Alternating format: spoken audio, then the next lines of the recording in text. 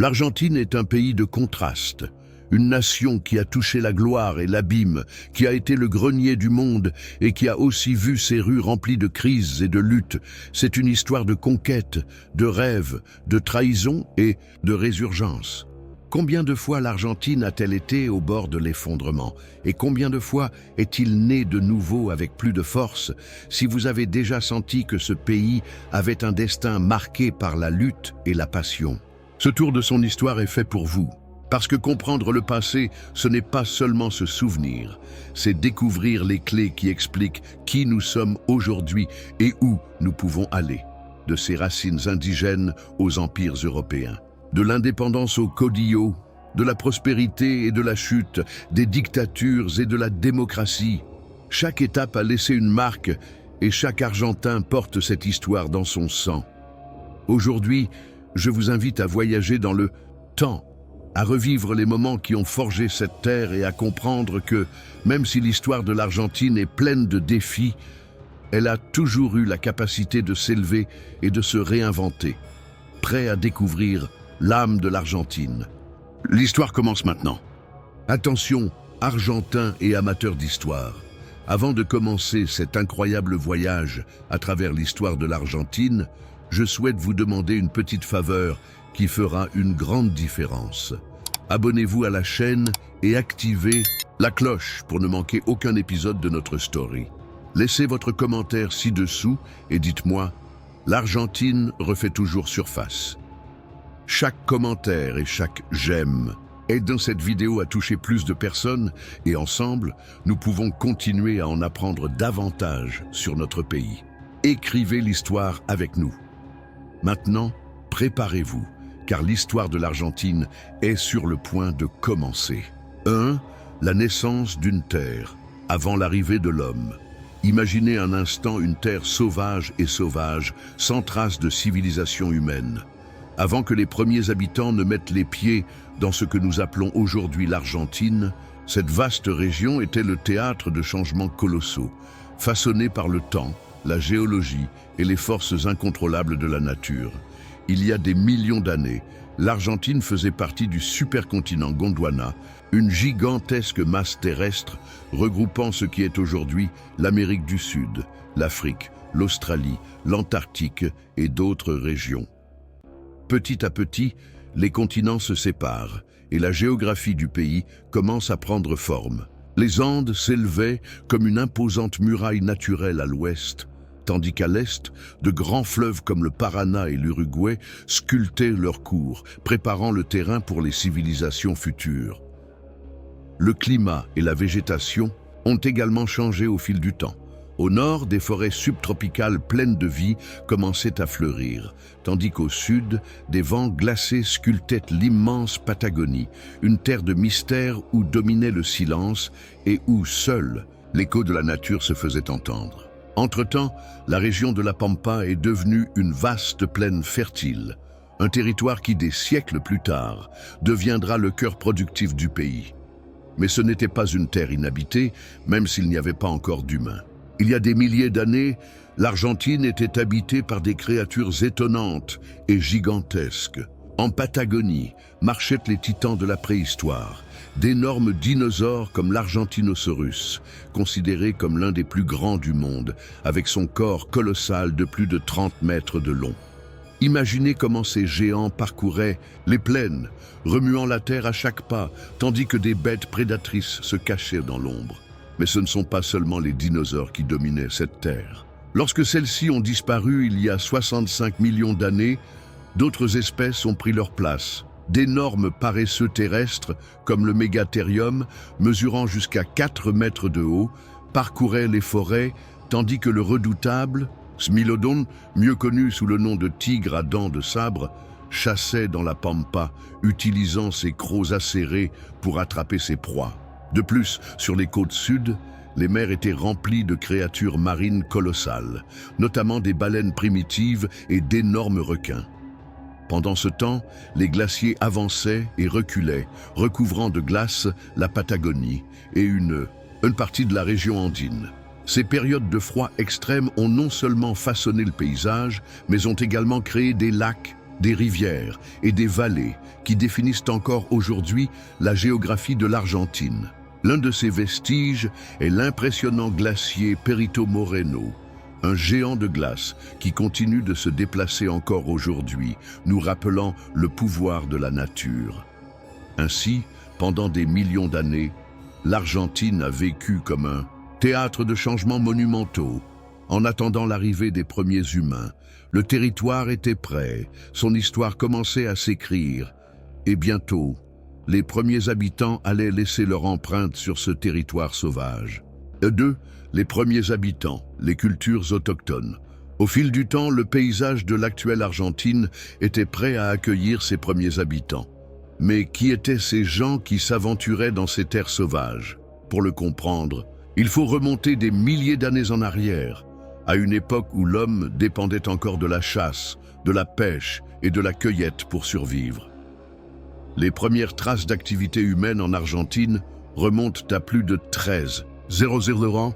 Ces anciennes civilisations sont arrivées à la suite des grands animaux de l'époque, comme le mégathérium et le mastodonte, qui leur fournissaient de la viande, de la peau et des os pour leurs outils. Au fil du temps, ils ont appris à s'adapter aux différentes régions du territoire, de la Puna aride au nord-ouest à la Patagonie froide et venteuse. Parmi ces villages préhistoriques, l'un des vestiges les plus impressionnants qu'ils ont laissés sont les peintures rupestres de la Cueva de las Manos, dans la province de Santa Cruz.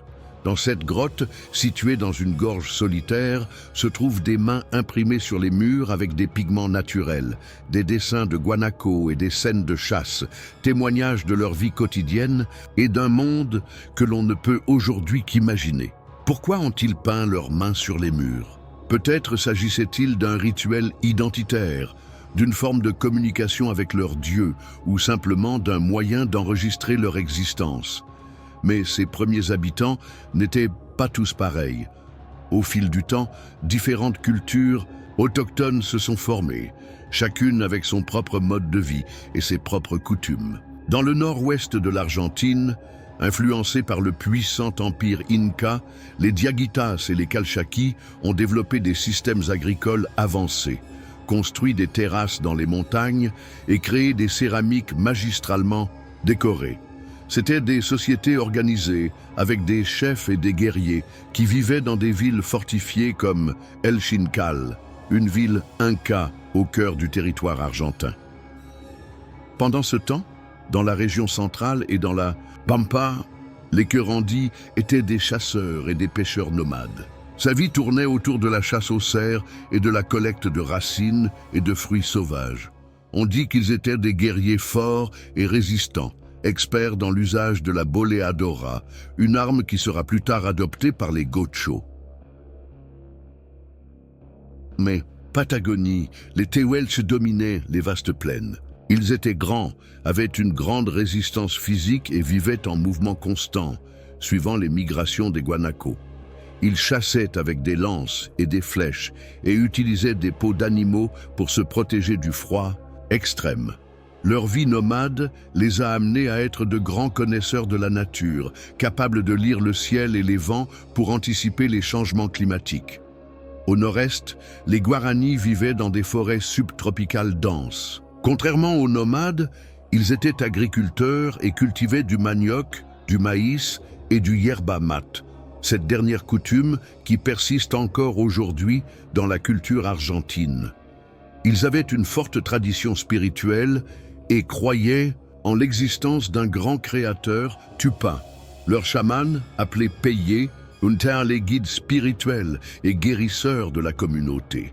Plus au sud, au pays du feu, les Selknam et les Yamanas vivaient dans des conditions extrêmes, dans un climat glacial où le feu était leur seule source de chaleur.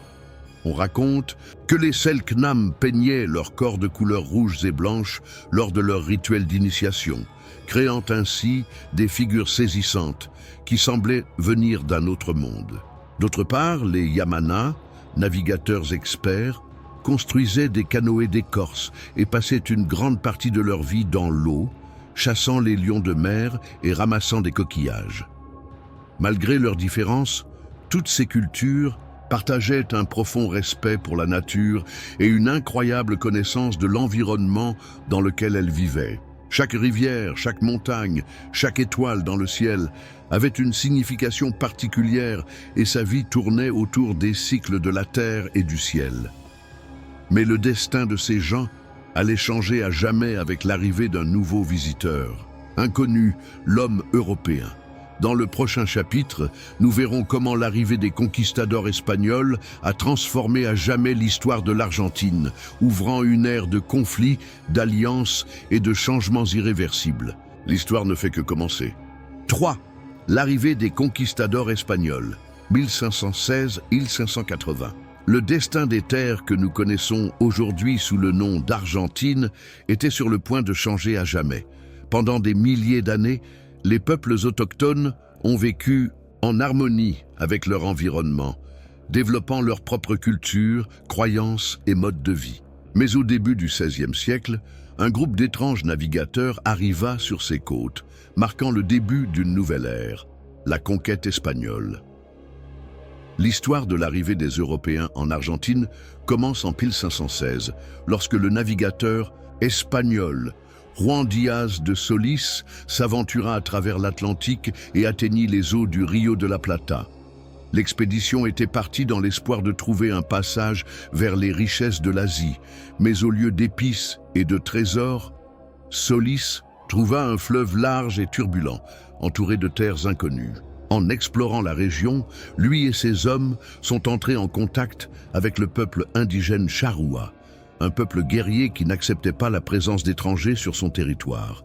Ce qui arriva ensuite fut un désastre. Les Charrúa attaquèrent les Espagnols et tuèrent Solís et la plupart de son équipage. Seuls quelques survivants ont réussi à s'échapper à bord de leur navire et à rentrer en Espagne avec la nouvelle de la tragique expédition. Cet échec n'a pas découragé les Européens. Des années plus tard, en 1526, le navigateur Sébastien Caboto, au service de la couronne espagnole, arriva au Rio de la Plata avec l'intention d'explorer davantage le territoire. Cabot avance le long des rivières Paraná et Paraguay et établit la première colonie espagnole dans la région, appelée Fuerte Sancti Spiritu. Toutefois, les relations avec les peuples autochtones n'étaient pas pacifiques. Au fil du temps, les attaques indigènes et le manque de ressources conduisirent à la destruction du fort, démontrant que la conquête de ces terres ne serait pas facile. Mais la tentative la plus significative de colonisation espagnole sur le territoire argentin eut lieu en 1536, lorsque le conquistador Pedro de Mendoza reçut la mission de fonder une ville dans la région du Rio de la Plata. Mendoza, commandant une grande flotte et plus de 1500 hommes, débarqua sur ces terres et fonda la première colonie européenne, Nuestra Señora Santa María del Buen Aire, ce que nous connaissons aujourd'hui sous le nom de Buenos Aires. Cependant, cette première tentative de colonisation fut marquée par une tragédie. L'expédition de Mendoza est arrivée mal préparée, sans provisions suffisantes et sans bien y connaître le terrain. De plus, les indigènes Querandí qui habitaient la région n'étaient pas disposés à abandonner leurs terres sans combattre. Au début, il y avait un échange de nourriture et de biens, mais bientôt, les tensions sont accrues. Lorsque les Espagnols commencèrent à exiger plus de ressources et à traiter violemment les indigènes, les Querandí se soulevèrent dans une résistance farouche. Ils ont attaqué la colonie et l'ont assiégée, coupant l'approvisionnement en nourriture. La famine et la maladie ravagent les Espagnols et Buenos Aires, au lieu de devenir une grande ville, devient un enfer de faim et de mort.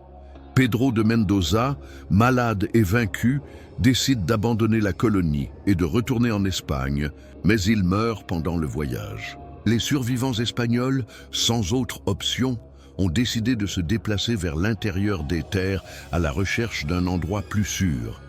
Ils se sont installés à Asunción, dans l'actuel Paraguay, où ils ont réussi à mieux coexister avec les Guaranis et ont établi un nouveau centre de pouvoir colonial dans la région. Si Buenos Aires est resté en ruine et abandonné. Plus de 40 ans se sont écoulés jusqu'à ce qu'un autre Espagnol, Juan de Garay, en 1580, refonde la ville avec une nouvelle expédition. Cette fois, la colonisation était plus organisée et avec de meilleures relations avec les peuples indigènes de la région. Avec Garay, Buenos Aires renaît et commence à prendre la forme d'une ville stable, devenant un point clé du commerce et de l'administration coloniale. L'arrivée des conquérants a marqué le début d'un changement irréversible pour les peuples indigènes et pour le destin du territoire. La vie ne serait plus jamais la même. La conquête espagnole a non seulement amené de nouveaux dirigeants, mais aussi une nouvelle religion, de nouvelles coutumes et un système de pouvoir qui transformerait la région à jamais. Mais ce n'était que le début d'une histoire encore plus grande. Dans le prochain chapitre, nous verrons comment l'Argentine est devenue partie intégrante de la vice-royauté du Rio de la Plata, unissant son destin aux décisions de la monarchie espagnole et jetant les bases de son avenir en tant que nation. L'histoire continue. 4. La vice-royauté du Rio de la Plata, 1776-1810. Après la refondation de Buenos Aires en 1580, les Espagnols parviennent à consolider leur contrôle sur le territoire, non sans difficulté. Au cours des siècles suivants, la couronne espagnole organisa ses colonies en grandes unités administratives appelées vice-royautés, à partir desquelles elles gouvernèrent de vastes territoires d'Amérique. Pendant longtemps, les terres qui composent aujourd'hui l'Argentine ont été sous le contrôle de la vice-royauté du Pérou, dont la capitale était à Lima. Cela signifiait que Buenos Aires et les autres villes de la région dépendaient des ordres et des décisions prises de l'autre côté du continent, ce qui limitait leur développement. Tout au long des XVIIe et XVIIIe siècles, Buenos Aires s'est développé en tant que port stratégique, mais son économie était liée aux restrictions imposées par l'Espagne. La couronne obligeait tout le commerce à passer d'abord par Lima, ce qui rendait l'accès aux produits difficile et ralentissait la croissance de la ville. Cependant, cela a également conduit à l'essor de la contrebande, une activité qui est devenue un élément fondamental de l'économie locale.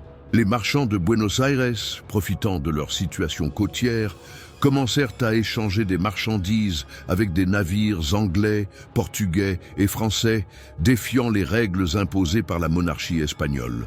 Au fil du temps, la couronne espagnole a compris l'importance stratégique de Buenos Aires et la nécessité de renforcer son contrôle sur la région. Ainsi, en 1776, le roi Carlos III décida de créer la vice-royauté du Rio de la Plata, en la séparant de la vice-royauté du Pérou et en établissant sa capitale à Buenos Aires. Il s'agit d'une décision clé dans l'histoire de l'Argentine, car elle confère une plus grande autonomie à la région, et en fait, un centre politique, militaire et commercial au sein de l'Empire espagnol. La vice-royauté comprenait les territoires actuels de l'Argentine, de la Bolivie, du Paraguay et de l'Uruguay, ainsi que certaines parties du sud du Brésil et du Chili. Avec sa création, l'Espagne a envoyé des dirigeants, des soldats et des administrateurs pour renforcer la présence coloniale. Le premier vice-roi fut Pedro de Ceballos, un militaire expérimenté qui organisa la défense du territoire et combattit les Portugais, eux aussi intéressés par la région. Au cours des années suivantes, la vice-royauté prend de l'importance et Buenos Aires s'impose comme une ville incontournable d'Amérique du Sud. Cependant, la vie dans la vice-royauté n'était pas facile pour tout le monde. La société était divisée en différentes classes. Les Espagnols de la péninsule, nés en Espagne, occupaient les postes les plus élevés et contrôlaient l'administration et l'économie. Les créoles, descendants d'Espagnols nés en Amérique, possédaient richesse et influence, mais étaient exclus des positions de pouvoir. Et à la base de la société se trouvaient les indigènes, les métis, les esclaves africains et les paysans, qui travaillaient dans des conditions difficiles et avaient peu de droits. Cette inégalité a semé le mécontentement, qui a finalement conduit à la lutte pour l'indépendance.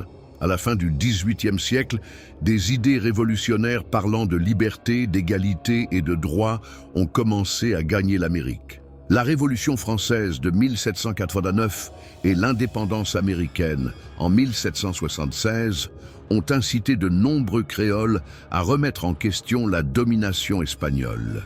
De plus, la crise de la couronne espagnole, provoquée par l'invasion napoléonienne de 1808, affaiblit l'autorité du vice-roi et ouvre la porte à de nouveaux changements. Mais avant que les créoles puissent prendre le contrôle, la vice-royauté dut faire face à l'une de ses épreuves les plus difficiles, l'invasion britannique. En 1806 et 1807, les Anglais tentent de prendre Buenos Aires, profitant de la faiblesse de l'Empire espagnol. Cependant, les habitants de la ville, menés par des personnalités comme Santiago de Liniers, ont réussi à résister et à expulser les envahisseurs.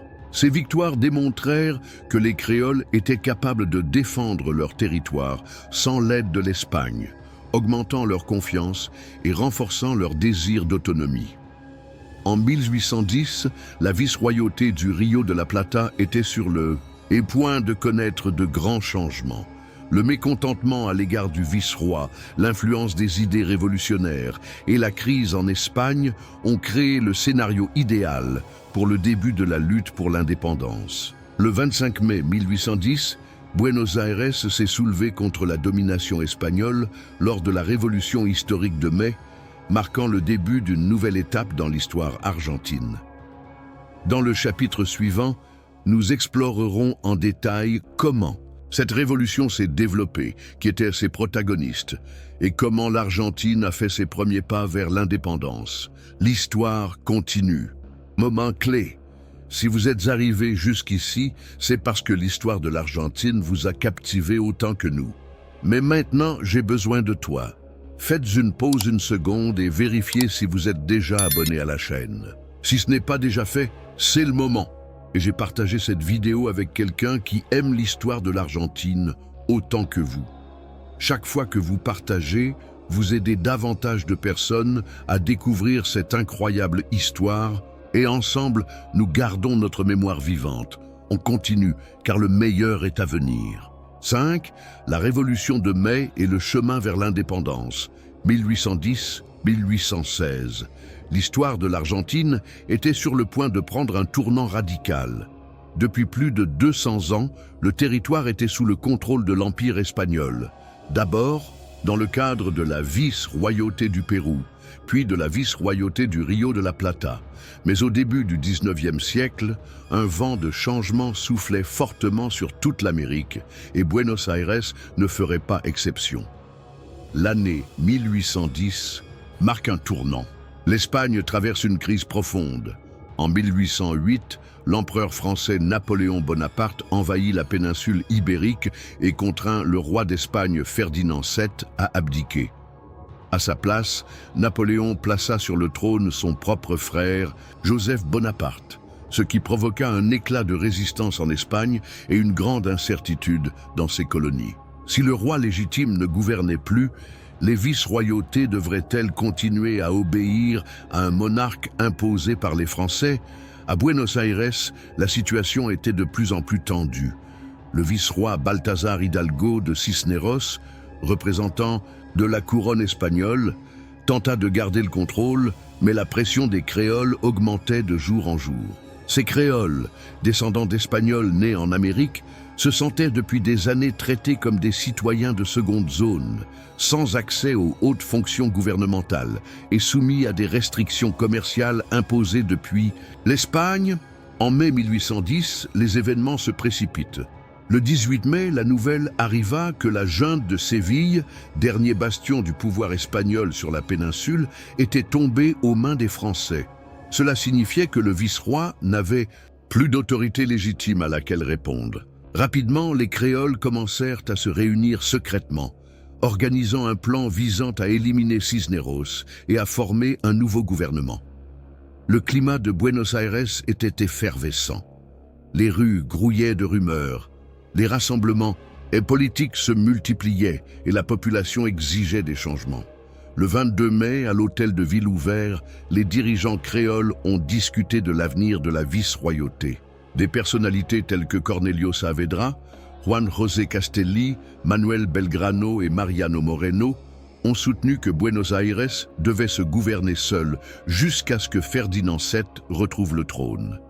La pression populaire s'accentue et finalement, le 25 mai, Cisneros est contraint de démissionner.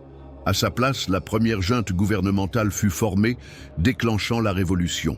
Mais la révolution de mai n'a pas été un simple changement de pouvoir. Ce fut le début d'un processus d'indépendance long et complexe, qui dura 6 années de guerre, d'accords et de conflits internes. Buenos Aires avait pris l'initiative, mais toutes les régions de la vice-royauté du Rio de la Plata n'étaient pas d'accord avec la rupture avec l'Espagne. Dans plusieurs provinces, les autorités coloniales restent fidèles à la couronne, déclenchant une lutte pour le contrôle du territoire. Les révolutionnaires envoyèrent des expéditions militaires pour consolider leur pouvoir. Dans le nord-ouest, Manuel Belgrano mène des campagnes pour obtenir le soutien des provinces du Haut-Pérou, actuelle Bolivie, face aux troupes royalistes.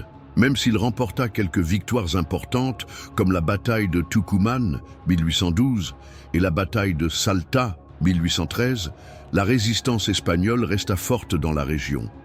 Pendant ce temps, à Buenos Aires, la révolution prenait une direction plus radicale. Mariano Moreno, l'un des principaux idéologues du mouvement, a promu des réformes profondes et un gouvernement fort, mais son leadership a généré des divisions internes et il est mort dans des circonstances suspectes lors d'un voyage en Europe en 1811.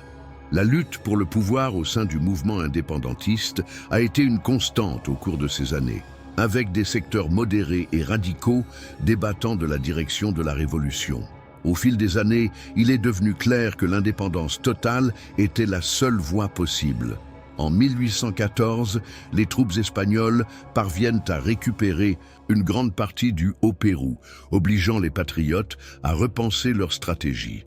C'est dans ce contexte qu'apparaît un personnage clé, José de San Martín, un militaire expérimenté qui avait combattu dans les guerres napoléoniennes. En Europe, retourna en Amérique avec un objectif clair, libérer le continent de la domination espagnole. En 1814, il prend le commandement de l'armée du Nord, mais se rend vite compte que l'indépendance ne pourra pas être obtenue par les seules batailles du Haut-Pérou. Son plan était plus ambitieux, traverser les Andes, libérer le Chili, puis attaquer le Pérou, centre de la puissance espagnole en Amérique du Sud. Finalement, le 9 juillet 1816, au congrès de Tucumán, les représentants des provinces décidèrent de déclarer formellement l'indépendance des Provinces unies du Rio de la Plata.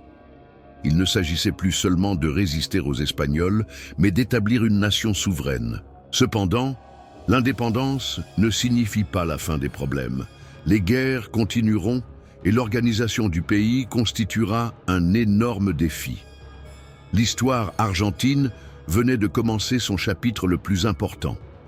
Dans le prochain épisode, nous verrons comment San Martín a réalisé son projet audacieux de traverser les Andes et comment la lutte pour l'indépendance s'est étendue à tout le continent. L'aventure continue. 6. Guerre civile et chaos de l'organisation nationale, 1816-1852. Bien que l'Argentine ait officiellement déclaré son indépendance le 9 juillet 1816, la stabilité et l'unité étaient loin d'être atteintes. Bien qu'elles ne soient plus sous domination espagnole, les provinces unies du Rio de la Plata sont désormais confrontées à un nouveau combat. Décider comment le pays sera gouverné et qui aura le pouvoir. L'indépendance n'a pas été la fin des conflits, mais le début d'une période marquée par des guerres civiles, des affrontements entre dirigeants et des conflits entre Buenos Aires et les provinces. Le pays, qui ne disposait toujours pas d'une constitution claire ni d'un gouvernement central solide, s'est divisé en 2 grandes factions, unitaires et fédérales. Unitaires contre fédéraux, la lutte pour le contrôle du pays. Les unitariens étaient, pour la plupart, des dirigeants de Buenos Aires qui souhaitaient un gouvernement centralisé avec un pouvoir concentré dans la capitale. Ils pensaient que Buenos Aires, grâce à son port et à son commerce international, devait être le chef de la nation et prendre les décisions politiques et économiques pour l'ensemble du territoire. D'un autre côté, les fédéraux représentaient les provinces de l'intérieur, qui souhaitaient un système décentralisé où chaque région pourrait disposer d'une autonomie pour se gouverner sans dépendre de Buenos Aires. Beaucoup d'entre eux étaient des caudillos, des dirigeants locaux dotés d'un pouvoir militaire et d'une grande influence dans leur communauté. L'absence de consensus a conduit à une série d'affrontements armés qui ont plongé le pays dans le chaos. L'un des premiers conflits éclata lorsque José de San Martín, après sa campagne réussie au Chili et au Pérou, revint à Buenos Aires en 1822 et vit avec tristesse que ses compatriotes étaient plus préoccupés par la lutte entre eux que par la consolidation de l'indépendance. Déçu, il décide de prendre sa retraite et de s'exiler en Europe, laissant l'Argentine à son sort au milieu d'un paysage désordonné et violent. La première tentative d'organisation, la Constitution de 1826. Au milieu de cette instabilité, en 1826, on tenta d'établir la première Constitution nationale, promue par les unitariens, qui cherchaient à créer une république avec un gouvernement fort à Buenos Aires. Le président élu était Bernardino Rivadavia, un leader unitaire qui tentait de moderniser le pays et de centraliser le pouvoir dans la capitale. Cependant, sa gestion fut rejetée par les provinces, notamment parce que Buenos Aires n'était pas disposé à partager ses richesses avec le reste du pays. L'échec de Rivadavia et l'absence de consensus sur le modèle de gouvernement conduisirent à sa démission en 1827. Les provinces refusèrent d'accepter la Constitution et le pays fut de nouveau divisé en régions autonomes, sans gouvernement national fort. Juan Manuel de Rosas et l'ère de la Mazorca, 1829-1852. Dans ce contexte de fragmentation, un personnage à clé a émergé, Juan Manuel de Rosas, un leader fédéral qui a gouverné la province de Buenos Aires et qui, au fil du temps, est devenu le leader le plus puissant du pays. Rosas a gouverné d'une main lourde et a établi un régime basé sur la répression de ses opposants. Son gouvernement s'est caractérisé par le recours à la terreur politique à travers la Mazorca, une organisation paramilitaire qui persécutait, emprisonnait et exécutait ceux qui s'opposaient à son régime. Sous le gouvernement Rosas, Buenos Aires était isolé du reste des provinces, gardant le contrôle du port et du commerce extérieur. Sa politique protectionniste a profité à l'économie de la ville, mais a généré du ressentiment à l'intérieur du pays, où les provinces ont estimé que Buenos Aires agissait comme un État indépendant. Cependant, Rosas a également dû faire face à des menaces extérieures. En 1838 et 1845, la France et l'Angleterre bloquèrent le port de Buenos Aires pour faire pression sur son gouvernement. Rosas résiste avec succès à ces attaques et devient un symbole de la défense de la souveraineté nationale. Mais tandis que sa figure grandissait à Buenos Aires, son contrôle sur l'intérieur du pays commençait à s'affaiblir.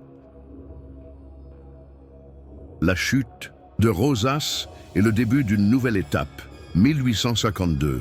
Le pouvoir de Rosas s'effondre finalement en 1852 lorsque Justo José de Urquiza, un caudillo de la province d'Entre Ríos, se rebelle contre lui et mène une armée lors de la bataille de Caseros. La défaite de Rosas a marqué la fin de son gouvernement et le début d'une nouvelle ère dans l'histoire argentine.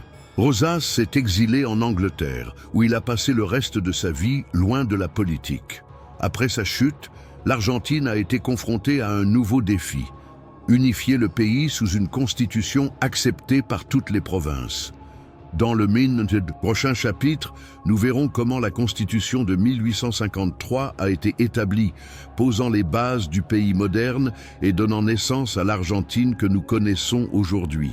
L'histoire continue. 7. La Constitution de 1853 et la naissance d'une nation unie. La chute de Juan Manuel de Rosas en 1852, après la bataille de Caseros, marqua la fin d'une ère de gouvernement autoritaire et le début d'une nouvelle tentative d'organiser le pays sous un système stable et unifié. Mais après des décennies de guerre civile, d'affrontements entre unitariens et fédéralistes et d'une profonde division entre Buenos Aires et l'intérieur, la question était comment l'Argentine parviendrait-elle enfin à s'unir ? Et pour former une nation solide, la réponse commença à prendre forme en 1853, lorsque les provinces de l'intérieur, dirigées par Justo José de Urquiza, décidèrent qu'il était temps d'élaborer une constitution nationale qui établirait les fondations du pays. Inspirés par la Constitution des États-Unis et la tradition républicaine, les dirigeants politiques ont rédigé un document organisant l'Argentine sous un système fédéral, dans lequel chaque province maintenait son autonomie, mais avec un gouvernement national fort. Cependant, Buenos Aires, craignant toujours de perdre son pouvoir et son contrôle économique sur le port et le commerce extérieur, rejeta la Constitution et se sépara du reste du pays, déclarant son autonomie en 1854. Pendant près d'une décennie, l'Argentine fut divisée en deux parties. D'une part, la Confédération argentine, avec sa capitale à Paraná et gouvernée par Urquiza, et de l'autre, l'État de Buenos Aires, qui refuse de faire partie de la Confédération et continue de fonctionner de manière indépendante.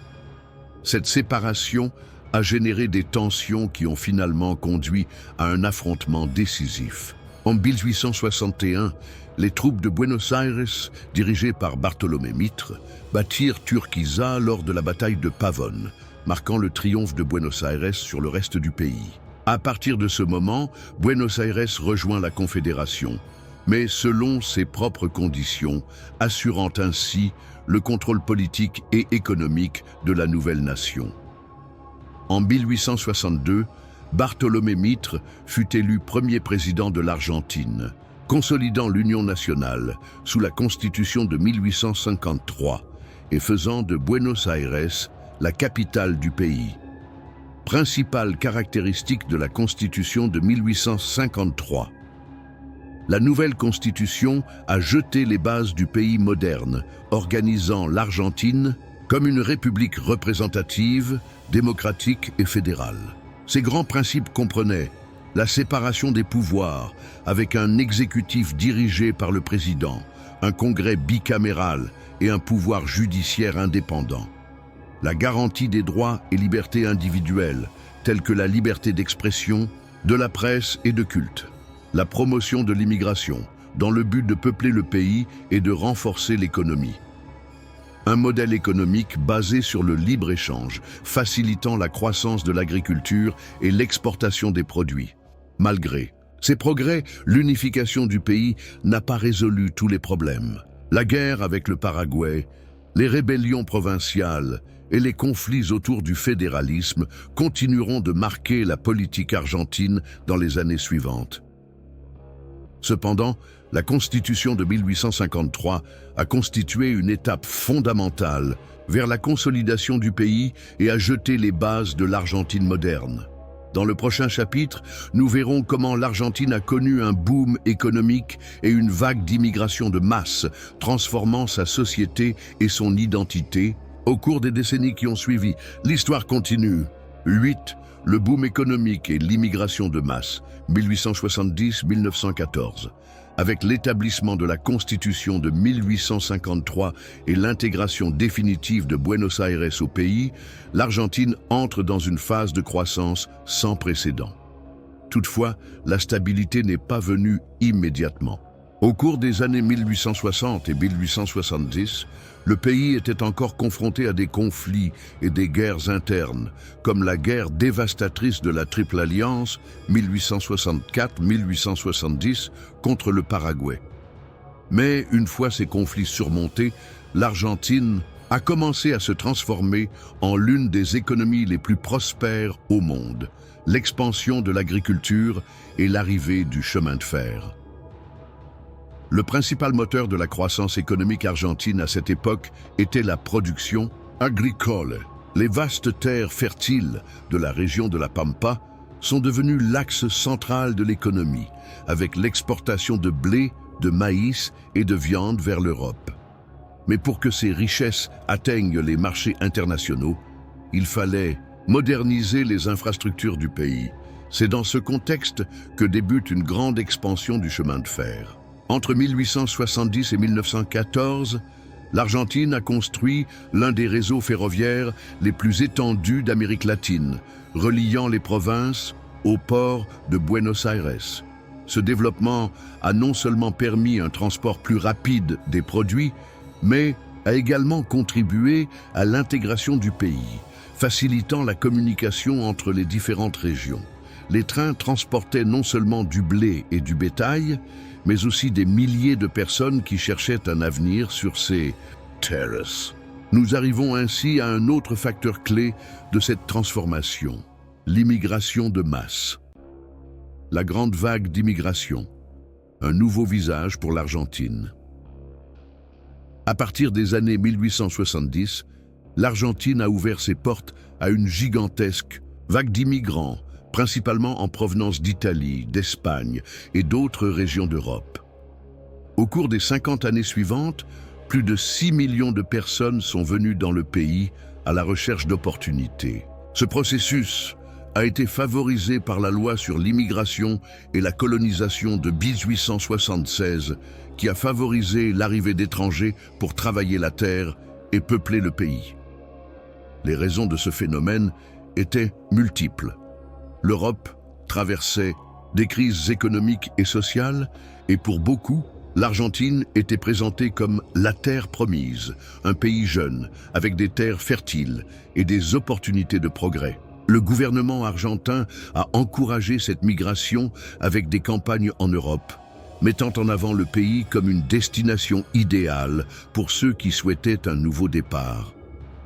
Ainsi, des millions d'Italiens et d'Espagnols traversèrent l'Atlantique, suivis par les Français, les Allemands, les Polonais et les Juifs.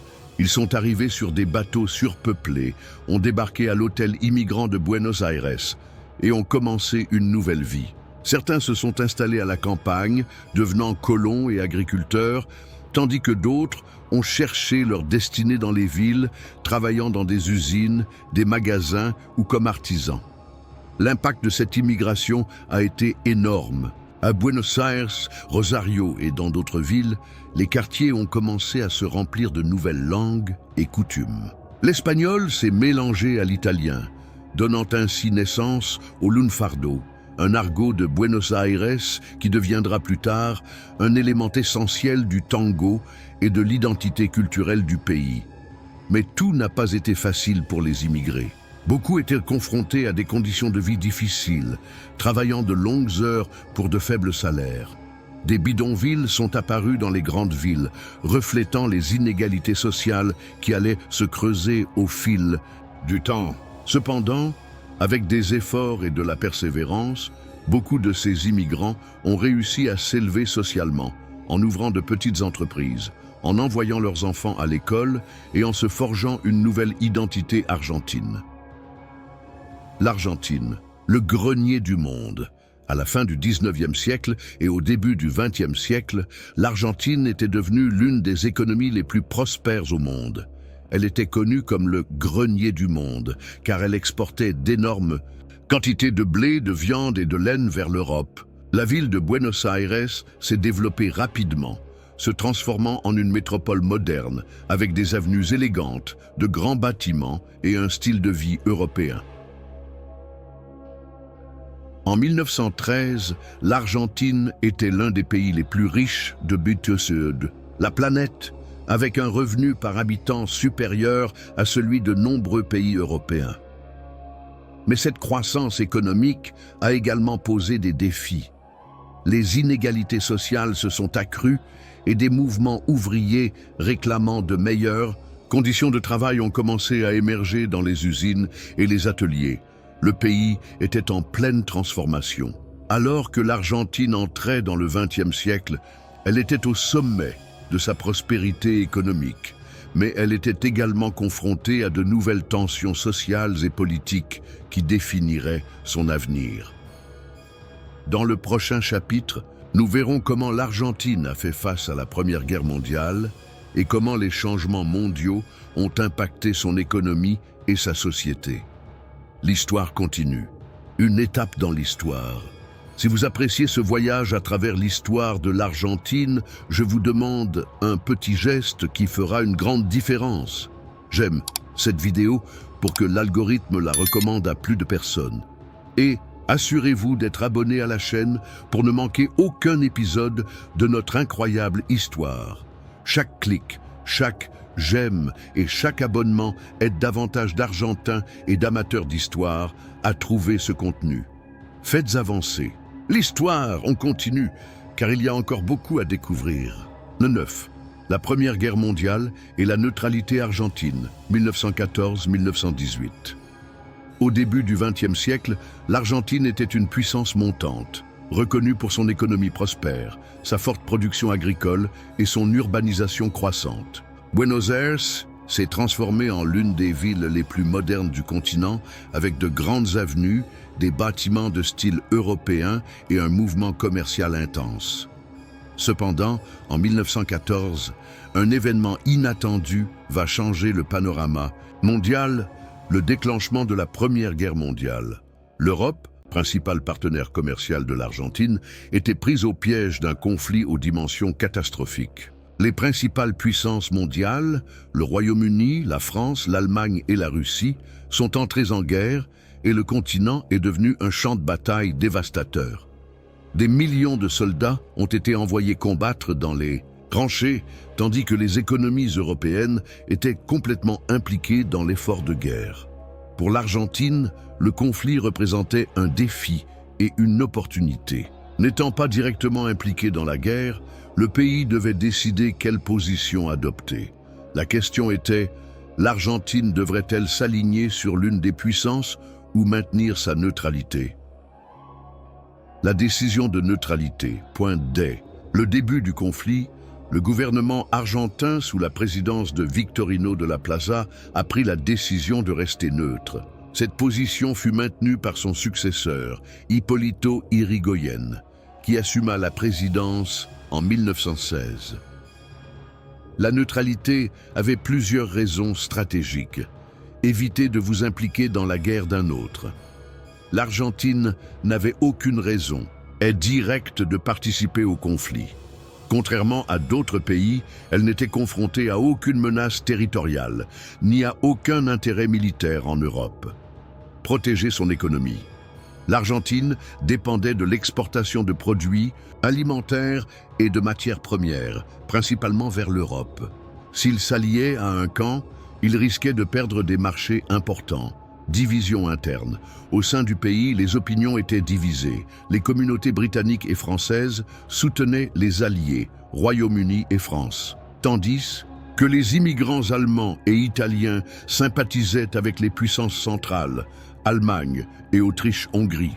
Prendre parti pourrait générer des tensions internes. Malgré la neutralité officielle, l'Argentine a continué à commercer avec l'Europe. Le pays est devenu un fournisseur clé de viande, de blé et d'autres denrées alimentaires pour les alliés, qui devaient approvisionner leurs armées et leur population civile. Cela a entraîné un boom économique temporaire, la demande de produits argentins ayant considérablement augmenté. Impact de la guerre sur l'économie argentine. Bien que la guerre ait initialement profité à l'économie argentine, elle a également entraîné des problèmes. Le blocus naval imposé par le Royaume-Uni a affecté le commerce avec l'Allemagne et les difficultés du transport maritime ont entraîné une réduction de certaines exportations. De plus, alors que l'Europe était concentrée sur la guerre, les investissements étrangers en Argentine ont diminué, générant de l'incertitude sur le marché. Le manque de produits manufacturés européens a affecté l'industrie locale, mais a également favorisé le développement de l'industrie nationale, puisque l'Argentine a dû produire sur place ce qu'elle importait auparavant. Ce fut un premier pas vers l'industrialisation du pays, bien que de manière encore limitée. Sur le plan social, le conflit a impacté la population immigrée. De nombreux Européens venus en Argentine à la recherche d'une vie meilleure ont vu avec inquiétude leur pays d'origine se vider de son sang pendant la guerre. Certains sont retournés rejoindre les armées de leur pays, tandis que d'autres ont envoyé de l'argent à leurs familles en Europe. Le scandale du cas Luxbourg. L'un des moments les plus tendus de la neutralité argentine s'est produit en 1917 avec le scandale de l'affaire Luxbourg. On a découvert que l'ambassadeur d'Allemagne à Buenos Aires, Karl von Luxbourg, avait envoyé des messages secrets à son gouvernement suggérant que les sous-marins allemands coulaient les navires argentins sans laisser de traces. Lorsque ces messages furent interceptés par les services de renseignement britanniques et publiés par la presse, ils provoquèrent une grande indignation en Argentine. Des protestations ont éclaté et certains secteurs ont exigé que le pays rompe ses relations avec l'Allemagne. Cependant, le président Hipólito Yrigoyen a maintenu sa neutralité et a simplement expulsé l'ambassadeur d'Allemagne, empêchant ainsi l'Argentine d'entrer dans le conflit. La fin de la guerre et ses conséquences. Pour l'Argentine, en 1918, la Première Guerre mondiale prend fin avec la victoire des Alliés. L'Europe était dévastée, avec des économies détruites et des millions de morts. Pour l'Argentine, la fin de la guerre a entraîné une baisse de la demande pour ses exportations, l'Europe n'ayant plus besoin d'importer autant de nourriture et de matières premières que pendant le conflit.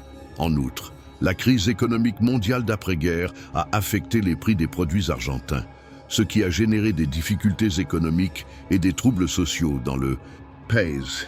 Bien qu'elle ait réussi à rester en dehors de la guerre, l'Argentine n'a pas pu éviter les impacts globaux d'un monde en mutation, un pays en transformation. La guerre a montré clairement que l'Argentine devait diversifier son économie et renforcer son industrie afin de ne pas trop dépendre du commerce extérieur. Cela a également marqué la croissance du mouvement ouvrier et des revendications des travailleurs pour de meilleures conditions de travail, ce qui conduirait à d'importants changements politiques et sociaux dans les années suivantes.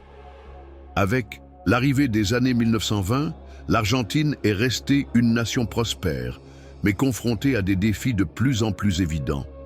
Dans le prochain chapitre, nous explorerons comment le pays est entré dans une nouvelle étape de modernisation, mais aussi de conflits internes qui vont changer son cours.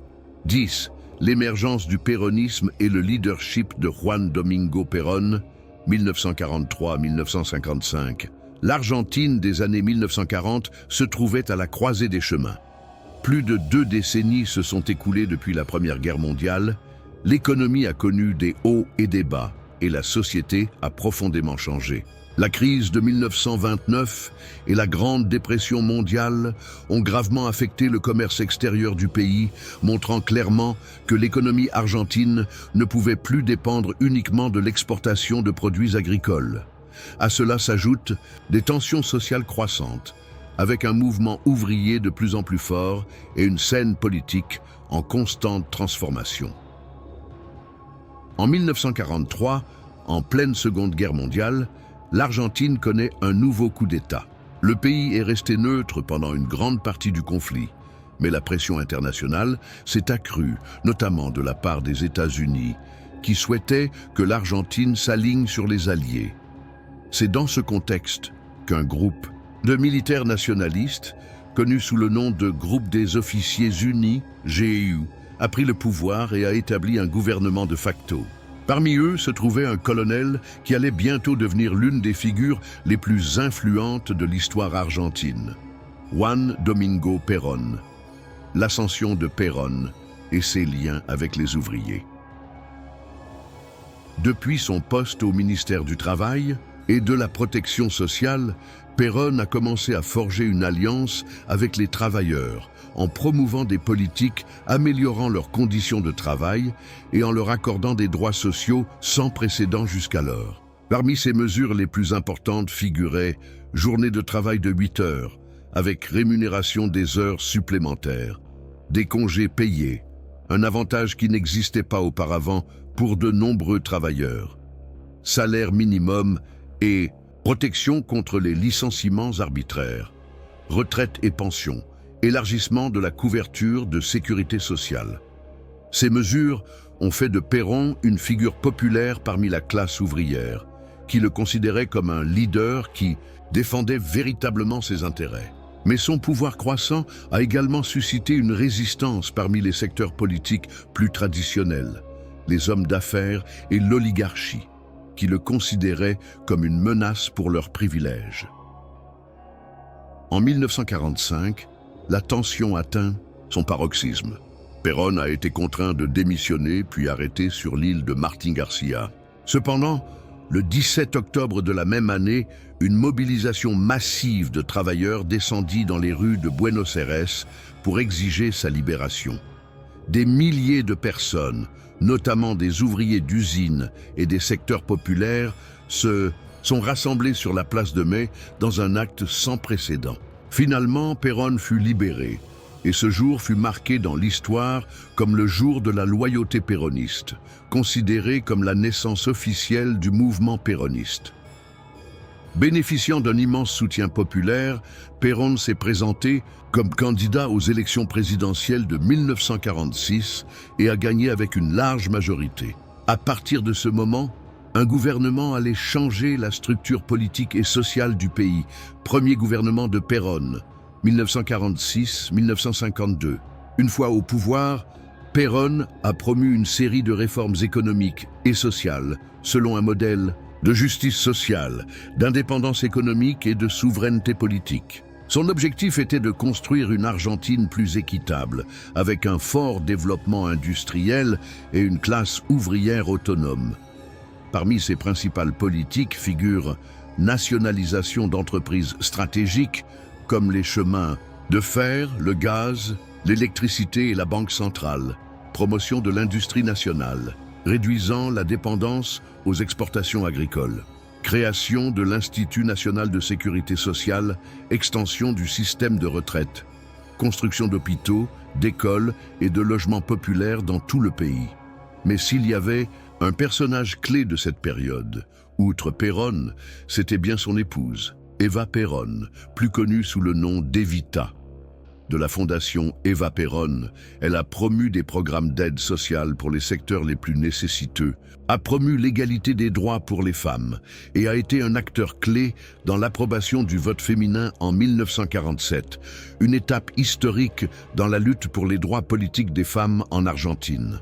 Evita est devenue un symbole du péronisme et une leader charismatique appréciée des classes populaires. Cependant, sa vie a été écourtée en 1952 lorsqu'il est décédé à l'âge de 33 ans des suites d'un cancer. Sa mort a eu un impact profond sur le pays et des milliers de personnes sont descendues dans la rue pour lui dire au revoir lors de funérailles massives. Le deuxième gouvernement de Perón et sa chute, 1952-1945. Perón est réélu en 1951, consolidant ainsi son leadership, mais son deuxième mandat est marqué par un contexte plus difficile.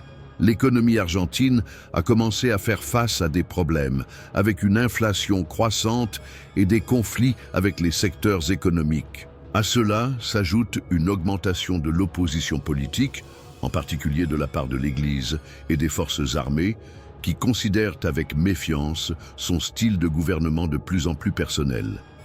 En 1955, après une série de tensions politiques et une tentative ratée d'attentat à la bombe sur la place de Mai par des secteurs d'opposition, l'armée renversa finalement Perón par un coup d'État. Perón fut contraint de s'exiler en Espagne et le péronisme fut interdit, interdisant son symbole, ses discours et même la mention de son nom dans la sphère publique. Cependant, bien que sa figure ait été expulsée du pays, le péronisme ne disparaîtra pas. Au cours des prochaines années, elle restera une force latente, attendant le moment de revenir, un mouvement qui n'est pas mort. Le gouvernement de Perón a profondément marqué l'histoire de l'Argentine. Pour certains, il était un leader qui donnait des droits aux travailleurs et bâtissait un pays plus inclusif. Pour d'autres, Il était un dirigeant autoritaire qui avait accumulé trop de pouvoir. Mais ce qui est indéniable, c'est que sa figure a divisé et marqué encore aujourd'hui la politique argentine. Dans le prochain chapitre, nous verrons comment l'Argentine a vécu une période d'instabilité politique, de gouvernement militaire et de crises économiques après la chute de Perón, dans une période de l'histoire qui allait changer le cours du pays. L'histoire continue. 11. Coup d'État et instabilité politique, 1955-1976.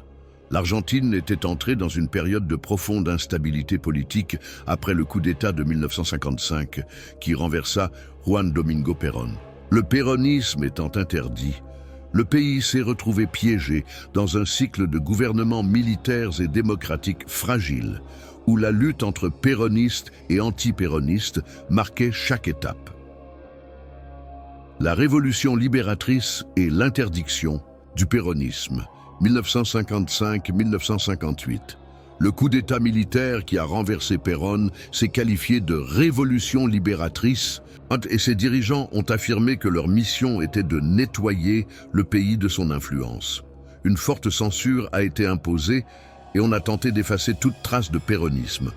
Il a été interdit de mentionner son nom en politique. Les statues d'Evita ont été détruites et les syndicalistes et dirigeants qui soutenaient l'exil de Perón ont été persécutés. Le général Pedro Eugenio Aramburu, qui assuma de facto la présidence en 1955, chercha à éradiquer l'héritage péroniste, mais au lieu de l'affaiblir, il le transforma en un mouvement clandestin encore plus fort. La répression a généré une résistance dans les rues et les travailleurs qui avaient auparavant soutenu Perón ont commencé à s'organiser en syndicats et en mouvements d'opposition. Pour donner une apparence de stabilité démocratique, des élections furent convoquées en 1958. Mais il y avait un problème. Le péronisme était toujours interdit. Cependant, le candidat Arturo Frondizi, de l'Union Civica radicale intransigeante, a conclu un accord secret avec Perón en exil pour obtenir le soutien des péronistes, en échange de son retour à la politique. Frondizi a remporté les élections, mais sa tentative d'équilibrer les forces politiques a été de courte durée. Gouvernement faible et nouvelles interventions militaires, 1958-1966. Frondizi a tenté de mener une politique de développement industriel et d'ouverture économique, mais son mandat a été marqué par une pression militaire constante et des conflits avec l'opposition. En 1962, le gouvernement n'a pas réussi à contrôler les tensions entre péronistes et anti-péronistes, et l'armée l'a de nouveau renversé. L'Argentine est entrée dans une spirale de gouvernement militaire et civil sans stabilité. En 1963, Arturo Illia, un leader radical modéré, fut élu président, mais son gouvernement fut également saboté de l'intérieur. Les secteurs les plus puissants du pays, y compris les forces armées et les groupes économiques, considéraient avec méfiance sa politique d'intervention de l'État et son attitude faible face à la résurgence du péronisme. Finalement, en 1966, un nouveau coup d'État dirigé par le général Juan Carlos Onganía établit une dictature appelée Révolution argentine. Onganía a appliqué une politique autoritaire, persécutant le militantisme politique et étudiant et réprimant toute tentative de résistance. Un exemple clair est celui de la Nuit des Longues Cannes en 1966, lorsque la police a pris d'assaut les universités, battant et arrêtant les enseignants et les étudiants qui protestaient contre l'intervention militaire dans l'éducation. Radicalisation politique et retour du péronisme, 1969-1973. À la fin des années 1960, la société argentine était divisée et polarisée. D'un côté, le gouvernement militaire réprime toute tentative d'opposition, mais de l'autre, les manifestations populaires se multiplient.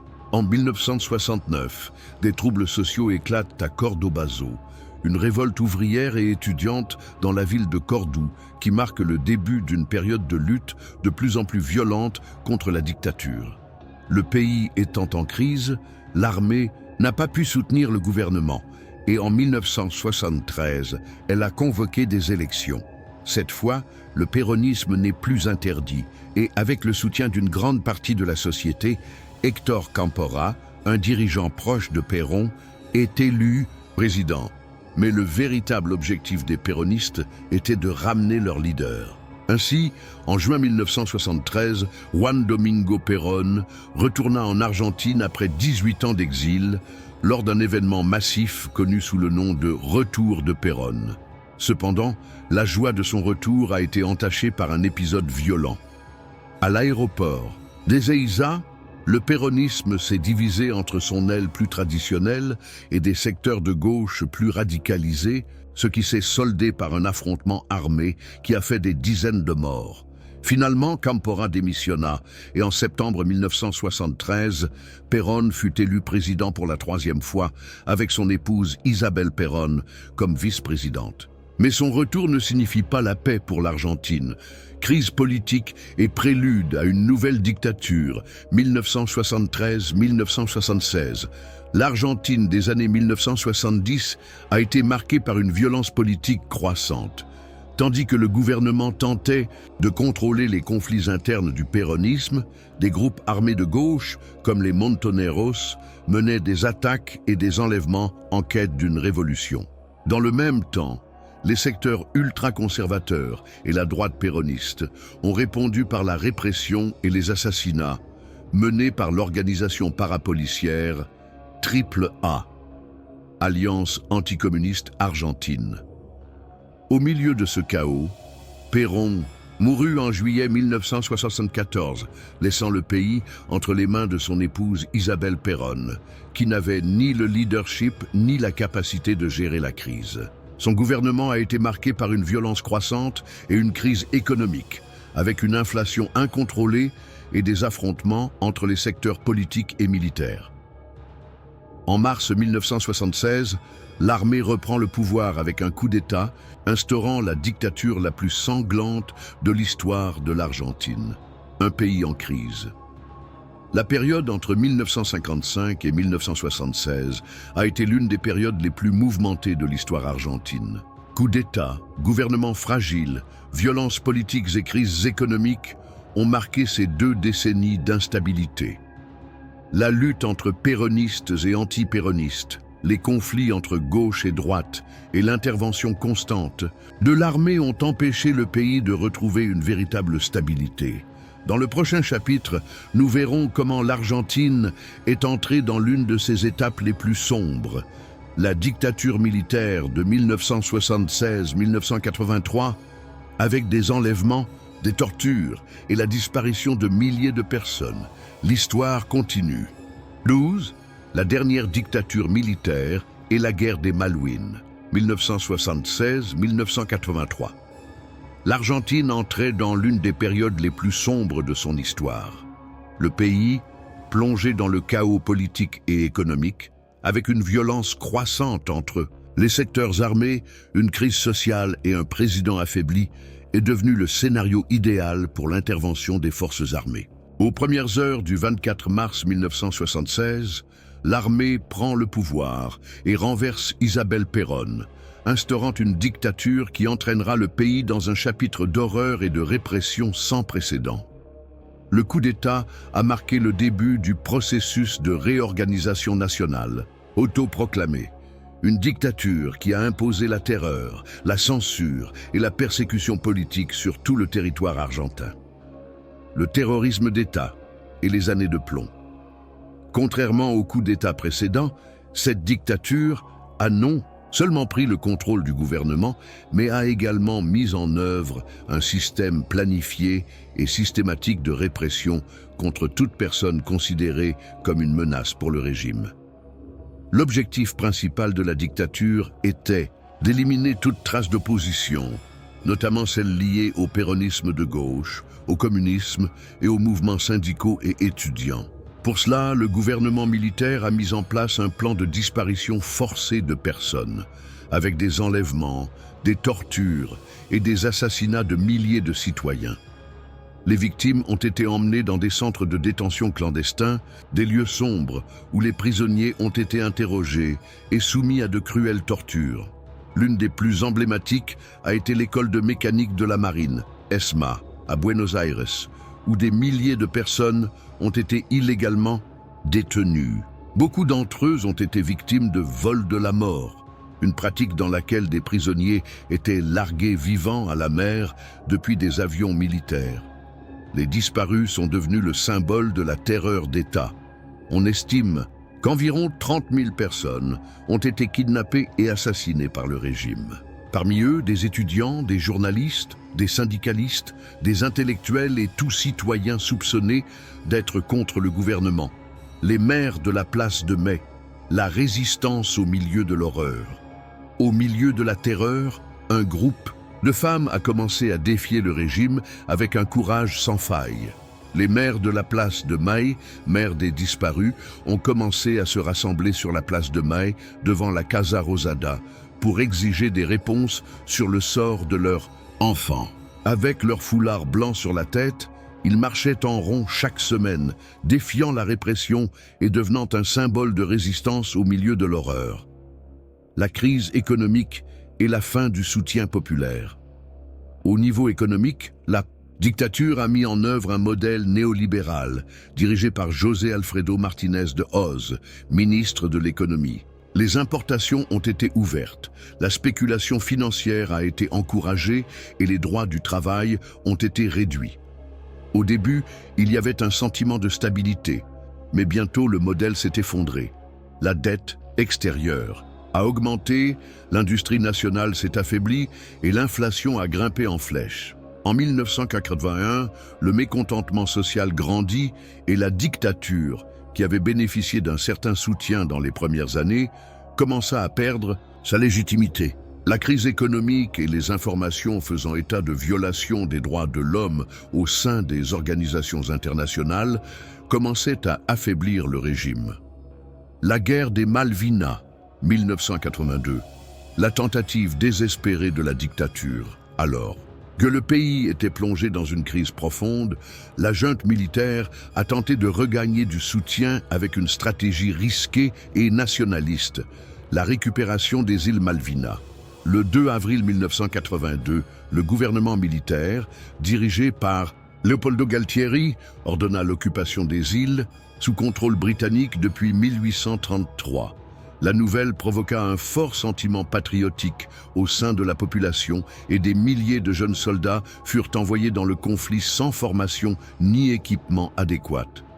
Le gouvernement britannique, sous la direction de Margaret Thatcher, a réagi rapidement en envoyant une puissante flotte militaire pour reconquérir les îles. La guerre a duré 74 jours. Et même si au début il y avait un espoir de victoire, il est vite devenu évident que l'Argentine n'avait pas les ressources nécessaires pour affronter une puissance militaire comme le Royaume-Uni. Le 14 juin 1982, après d'intenses combats au Malouines, l'Argentine capitule.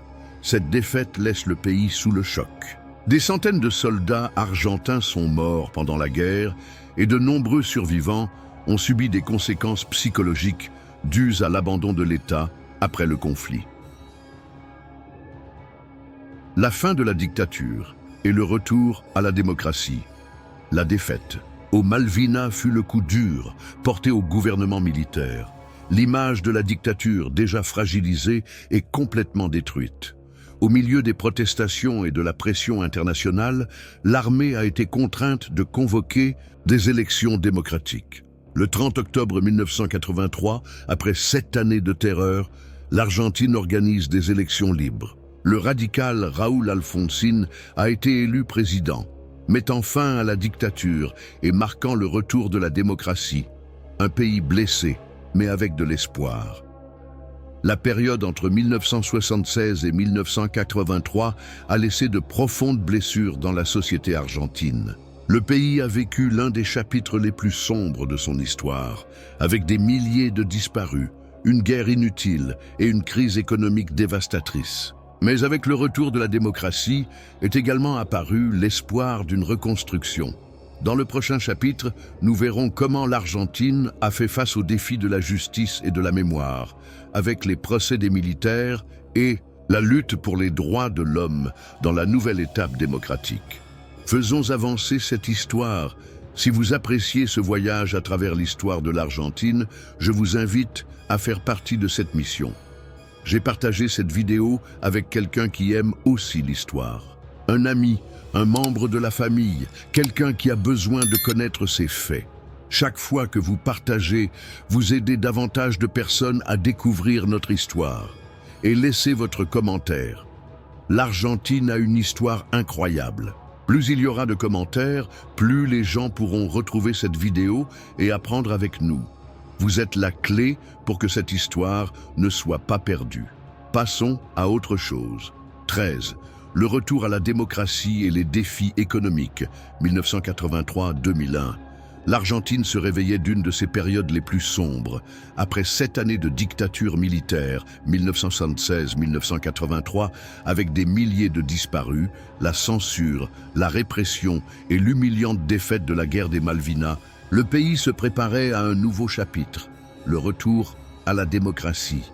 Le 30 octobre 1983, les Argentins se sont rendus en masse aux urnes, dans l'espoir de laisser derrière eux la peur et de reconstruire un pays fondé sur la liberté et les droits de l'homme. Lors de ces élections, le candidat de l'Union civique radicale, UCR, Raúl Alfonsín, a remporté une victoire éclatante sur le péronisme, dirigé à l'époque par Italo Luder. Le peuple avait choisi un changement et avec lui, une nouvelle ère commençait pour l'Argentine. Raúl Alfonsín et la lutte pour la justice, 1983-1989. Dès le début de son gouvernement, Alfonsín a été confronté à un défi titanesque, rendre justice pour les crimes commis pendant la dictature militaire. Dès son entrée en fonction, il a créé la Commission nationale sur les disparitions de personnes, CONADEP, chargée d'enquêter sur les violations des droits de l'homme et de recueillir les témoignages des survivants et des proches des disparus. Ce travail s'est reflété dans le rapport historique Plus jamais ça, qui a documenté les horreurs du terrorisme d'État et a servi de base au procès des juntes militaires en 1985. Ce procès constitue un événement sans précédent en Amérique latine. Pour la première fois, les principaux responsables d'une dictature étaient jugés par la justice civile. Plusieurs anciens commandants militaires, dont les dictateurs Jorge Rafael Videla et Emilio Massera, ont été condamnés à la prison. Cependant, à mesure que les procès avançaient, la pression des forces armées augmentait. En 1987, des groupes militaires ont mené des soulèvements connus sous le nom de rébellion des Carapintadas, exigeant la fin des procédures judiciaires. Pour éviter un nouveau coup d'État, le gouvernement a promulgué les lois controversées Punto Final, 1986, et Due Obedience, 1987, qui limitaient les enquêtes et protégeaient de nombreux soldats d'être jugés. Pendant ce temps, sur le plan économique, la situation était désespérée. La crise héritée de la dictature comprenait une énorme dette extérieure et une inflation qui montait en flèche de manière incontrôlable. En 1989, l'hyperinflation a atteint des niveaux catastrophiques, les prix changeant plusieurs fois par jour. Le pays est tombé dans le chaos, avec des pillages dans les supermarchés et des manifestations dans les rues. Au milieu de cette crise, Alfonsín a démissionné 6 mois avant la fin de son mandat, cédant le pouvoir au nouveau président élu. Carlos Menem. Carlos Menem et la décennie du néolibéralisme, 1989-1999. Carlos Menem, un péronista, l'image populiste, a pris ses fonctions au milieu d'une grave crise économique. Avec sa célèbre devise « Suivez-moi, je ne vous laisserai pas tomber ». Il a promis de résoudre les problèmes du pays, mais il l'a fait avec une politique complètement opposée à celle traditionnelle du péronisme. Il a appliqué un modèle néolibéral en privatisant une grande partie de l'État. Avec son ministre de l'économie, Domingo Cavallo, il a mis en œuvre la convertibilité, un système qui lie le peso argentin au dollar dans un rapport de 1 pour 1. Cela a contribué à mettre fin à l'hyperinflation et à générer un sentiment de stabilité économique, attirant les investissements étrangers. Les privatisations ont été massives. YPF, Aerolíneas Argentinas, les chemins de fer, le système de télécommunications et de nombreuses entreprises publiques ont été vendus au secteur privé. Cela a modernisé certains services, mais a également entraîné la perte de milliers d'emplois, augmentant le chômage et la précarité de l'emploi. Dans le même temps, Menem reconstruisait ses relations avec le monde, notamment avec les États-Unis et le Fonds monétaire international, FMI. Sous son gouvernement, l'Argentine était qualifiée d'élève modèle du FMI, car elle appliquait toutes les réformes recommandées par les organisations internationales. Cependant, à la fin des années 90, la fragilité du modèle économique commence à devenir évidente. La dette extérieure a continué de croître et le pays est devenu de plus en plus dépendant des prêts internationaux. Alors que l'économie montrait des signes d'épuisement, la corruption au sein du gouvernement de Menem est devenue de plus en plus visible. Malgré les plaintes et les scandales, Menem parvient à modifier la Constitution en 1994, se permettant d'être réélu et remportant un second mandat en 1995. Cependant, cette nouvelle administration est marquée par une augmentation du chômage, la fermeture d'usines et l'augmentation de la pauvreté, qui contrastent avec la stabilité économique des premières années. Fernando de la Rúa et l'effondrement de 2001. En 1999, après 10 ans de gouvernement ménémiste, l'Argentine a élu Fernando de la Rúa, issu de l'Alliance, UCR et Frepaso, dans l'espoir d'une politique plus austère et moins corrompue. Mais la crise économique était déjà imminente. De la Rúa a maintenu la politique de convertibilité, un peso tels un dollar. Mais le pays a été étouffé par la dette extérieure et la récession. Le chômage atteint des niveaux alarmants et la pauvreté augmente. Dans une tentative désespérée de sauver l'économie, en 2001, son ministre de l'économie Domingo Cavallo a imposé le Corralito, une mesure qui interdisait aux citoyens de retirer de l'argent de leur compte bancaire. Le Corralito a déclenché le plus grand chaos social des dernières décennies.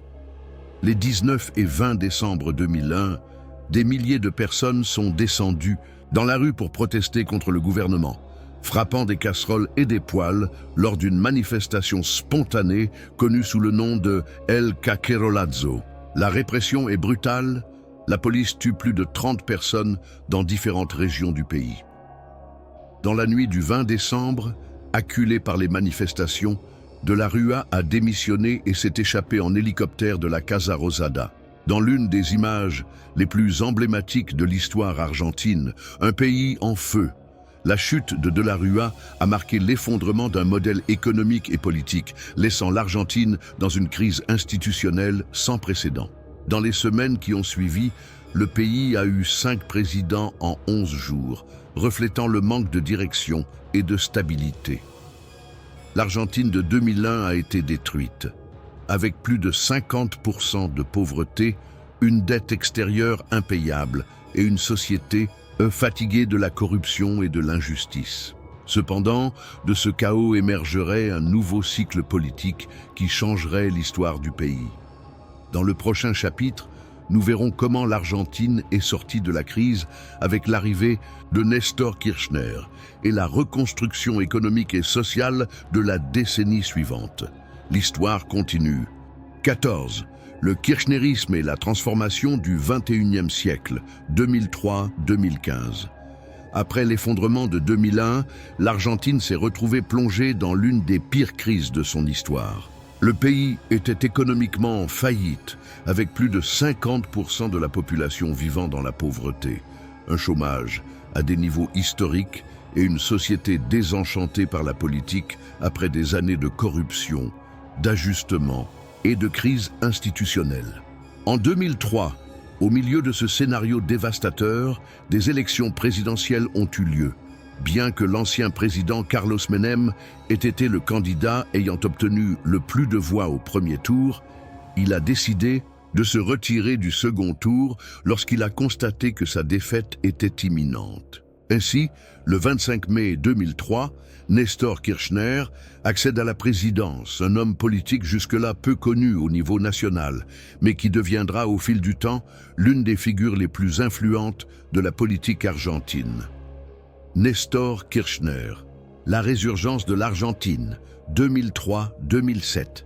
Dès le début de son gouvernement, Kirchner a pris des décisions fermes pour redresser l'économie, rétablir la confiance dans la politique et renforcer l'État. Avec une stratégie de croissance basée sur la réindustrialisation, la stimulation de la consommation intérieure et la renégociation de la dette extérieure, elle a réussi à stabiliser la situation et à générer une période de croissance économique soutenue. Certaines de ses principales politiques étaient renégociation de la dette extérieure. En 2005, Kirchner a procédé à une restructuration de la dette avec le FMI et les créanciers privés, obtenant une réduction significative des paiements et donnant la priorité à l'indépendance économique du pays. Politique des droits de l'homme. Rouverture des procès pour crimes contre l'humanité commis pendant la dictature militaire, annulant les lois sur l'obéissance et le point final, qui permettaient de juger à nouveau les responsables de la répression, promotion de l'industrie et de l'emploi. La production nationale a été encouragée par des mesures protectionnistes qui ont contribué à réduire le chômage et à renforcer le marché intérieur. Augmentation des dépenses sociales. Kirchner a alloué une grande partie du budget aux programmes sociaux, à l'éducation et à la santé publique, cherchant à améliorer la qualité de vie des secteurs les plus vulnérables. Grâce à ces politiques, l'Argentine a réussi à se remettre de la crise de 2001 et en quelques années, le pays a connu une croissance économique notable avec une réduction significative de la pauvreté et du chômage. Cependant, le kirchnerisme a également généré des divisions dans la société, avec des secteurs qui soutenaient son leadership et d'autres qui l'accusaient d'autoritarisme et de corruption. Cristina Fernández de Kirchner, la continuité du modèle, 2007-2015. En 2007, Nestor Kirchner a décidé de ne pas se présenter aux élections et a été remplacé par son épouse, Cristina Fernández de Kirchner, qui a remporté les élections avec une large marge, devenant ainsi la première femme élue présidente de l'Argentine. Son gouvernement a poursuivi la politique initiée par Nestor, mais avec un style plus conflictuel et avec un agenda marqué par de nouvelles réformes et des conflits avec différents secteurs. Parmi ses principales mesures figurent nationalisation d'YPF et d'Aerolíneas Argentinas. En 2012, Cristina a décidé de nationaliser YPF, la principale compagnie pétrolière du pays, qui avait été privatisée pendant le ménémisme. Il a également récupéré Aerolíneas Argentinas, arguant qu'elle était la clé du développement national, allocation universelle pour enfants, AUH. Ce programme d'assistance sociale a été mis en œuvre pour les familles à faible revenu, offrant une subvention mensuelle pour garantir la scolarité et la vaccination des enfants. Conflit avec les campagnes. En 2008, le gouvernement a encouragé une augmentation des retenues sur les exportations agricoles, ce qui a suscité de vives protestations de la part du secteur rural. Pendant des mois, le pays a connu une confrontation entre le gouvernement et les producteurs agricoles, avec des fermetures de routes et des tensions politiques. Confrontation avec les médias. La loi sur les médias audiovisuels a été approuvée, visant à limiter la concentration du pouvoir des grands groupes médiatiques tels que le Grupo Clarín. Cette mesure a intensifié le conflit entre le gouvernement et la presse d'opposition. En 2010, un événement marque l'histoire du kirchnerisme, la mort de Nestor Kirchner. Sa mort a généré un fort impact sur la politique argentine et une mobilisation massive de soutien, consolidant encore davantage Cristina en tant que leader du mouvement. En 2011, Cristina a été réélue avec plus de 54% des voix, remportant l'une des plus grandes victoires de l'histoire démocratique du pays. Cependant, son deuxième mandat a été marqué par une polarisation politique croissante, des allégations de corruption et des problèmes économiques. La fin de l'ère Kirchner est le chemin vers une nouvelle étape. Malgré la croissance économique, des premières années, dans la seconde moitié de son mandat, le gouvernement de Cristina a été confronté à des difficultés économiques avec une augmentation de l'inflation, des restrictions de change et une dette extérieure croissante. L'opposition politique s'est renforcée et de nouveaux dirigeants ont commencé à émerger. En 2015, après 12 ans de kirchnerisme, Cristina quitte le pouvoir après avoir perdu les élections face à Mauricio Macri, qui prend ses fonctions avec la promesse d'un changement de cap pour le pays. Un héritage marqué par des transformations et des divisions. La période 2003-2015 a été l'une des plus intenses de l'histoire récente de l'Argentine. D'une part, la reprise économique et sociale a été réalisée après la crise de 2001, grâce à des améliorations en matière d'emploi, de droits de l'homme et de politique sociale. Mais d'un autre côté, l'administration kirchneriste a également généré des conflits avec différents secteurs de la société et laissé une forte polarisation politique. Dans le prochain chapitre, nous verrons comment l'Argentine est entrée dans une nouvelle étape avec le gouvernement de Mauricio Macri, la crise économique qui a de nouveau frappé le pays et le retour du péronisme avec Alberto Fernandez. L'histoire continue. T15. L'Argentine aujourd'hui, défi et espoir.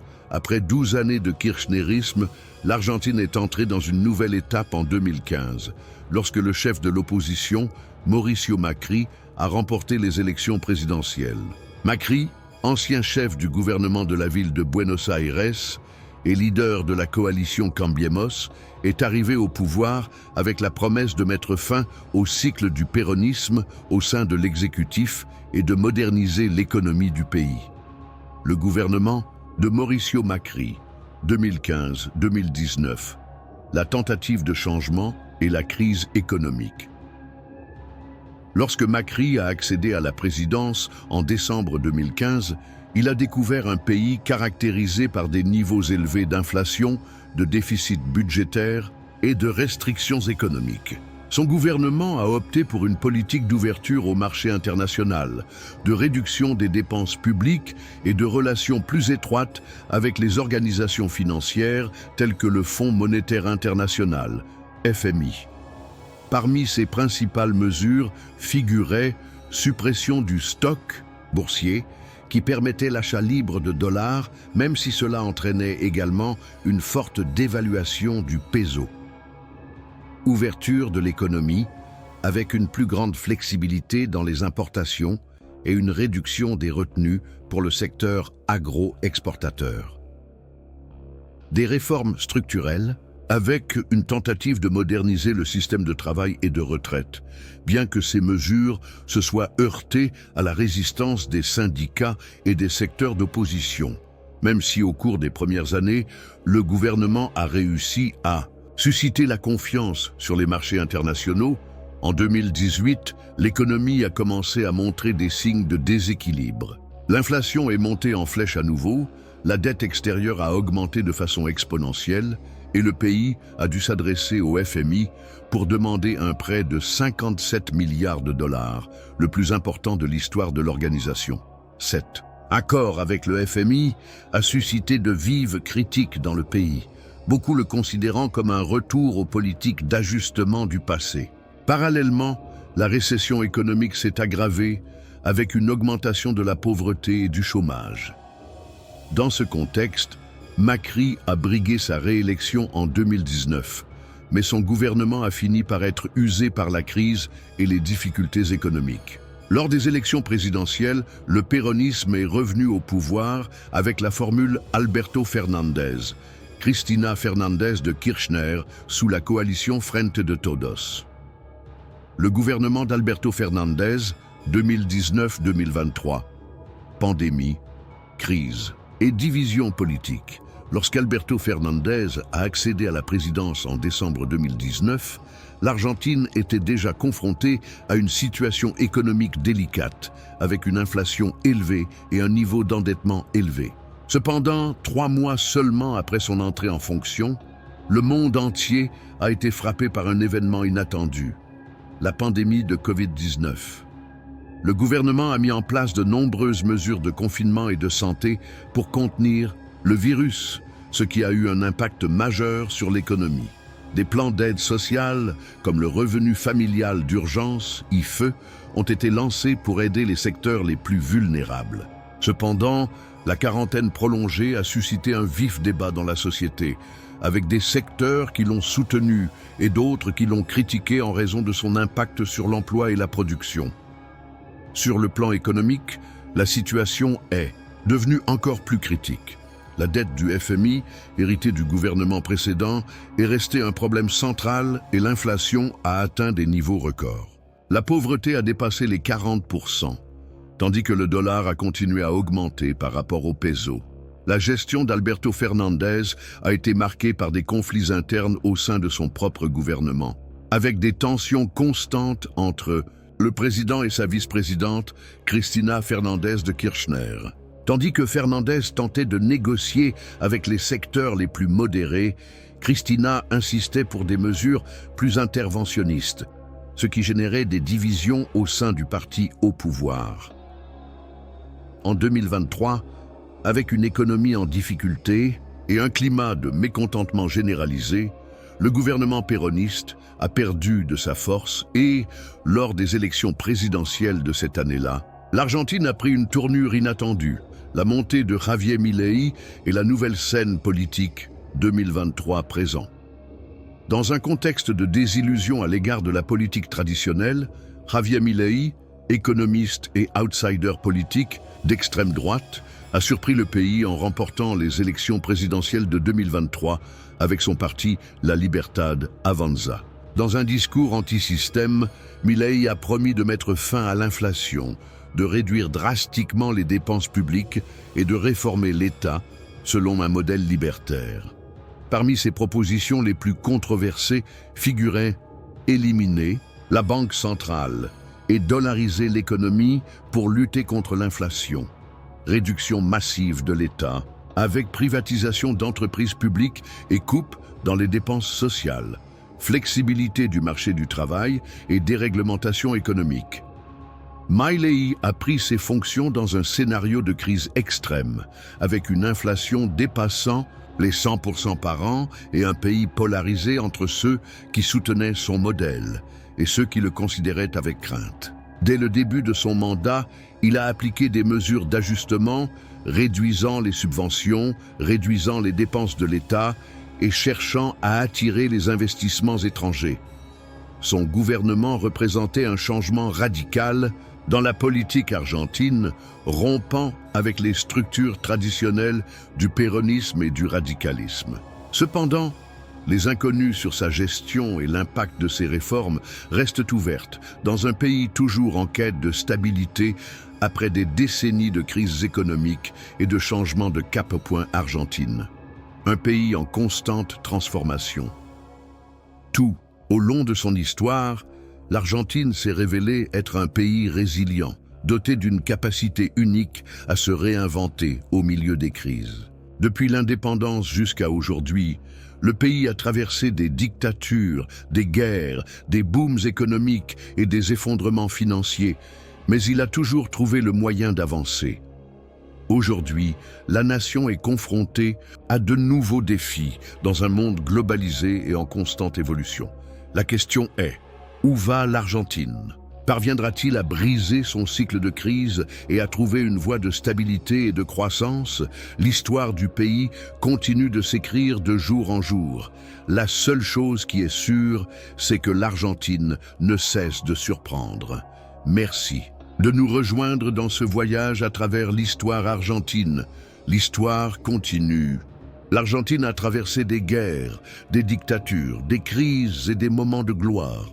Ce fut une terre d'espoir et de déception, de grands rêves et de profondes blessures.